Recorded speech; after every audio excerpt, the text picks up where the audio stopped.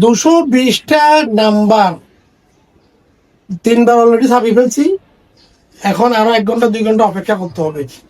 তো বলতে হচ্ছে যে আমাদের দেশের যে ইঞ্জিনিয়ার যারা আছে তারা মিটারের যে কারেন্টের বিদ্যুৎ বিল বাড়ছে, বিদ্যুৎ বিল বাড়ার সাথে সাথে এই যে 220টা নাম্বার আঙুল টিপা টিপা, মানে এটা একটা বিশাল একটা কারবার।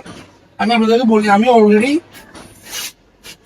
ডিজিটাল বাংলাদেশের এই যুগে, হ্যাঁ, মিটারের যে এই ডিজিট গুলা যে অত্যাচার যে সহ্য করা কঠিন, টোকেন টাইপ করতে করতে মনে হয় নাসার কোনো রকেট লঞ্চ করেছি, বুঝছেন।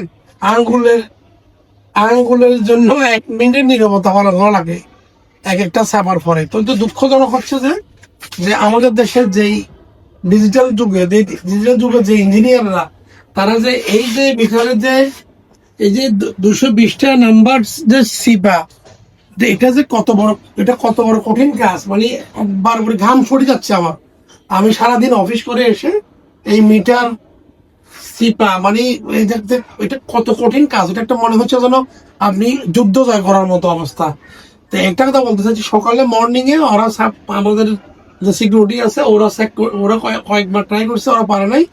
আমি অলরেডি 2বার 3বার সাপ দিয়ে ফেলছি, পারেনি। এখন যদি ভুল কমে যদি লক হয়ে যায়, সেজন্য এখন বন্ধ রাখছি। 1 ঘন্টা পরে আবার মিটার চেষ্টা করবো যে হয় কিনা। ঠিক আছে। তো আমি বলতে চাচ্ছি যে এই দেশের পাবলিক গুলা যে এই যে দেখেন 1000 টাকা ঢুকানোর পরে পাইছি 800 কত টাকা। তার মানে আপনি একটা যে চিন্তা করে দেখেন যে আমাদের দেশে আমরা ডিজিটাল যুগে কোন কোন জায়গায় আছি, কোন দেশে আছি। এটা একটা কোনো কথা হলো যে আমাদের দেশের ইঞ্জিনিয়ারদের মাথার মধ্যে কি আছে যে বিদ্যুতের বিল বাড়লে এত বড় লম্বা ডিজিট হবে, এটা আমি মাথায় ঢুকে না, আমি বুঝি না। আমাদের দেশের ইঞ্জিনিয়ারদের মাথা মোটা নাকি যারা বিদ্যুৎ ব্যবহার করবে আমাদের মাথা মোটা?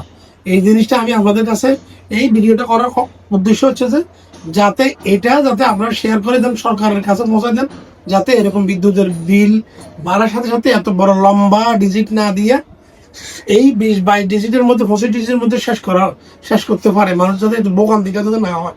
ঠিক আছে, কতটা শেয়ার করে জানা দিবেন সবার মাধ্যমে। ওকে, সালাম আলাইকুম, ভালো থাকবেন।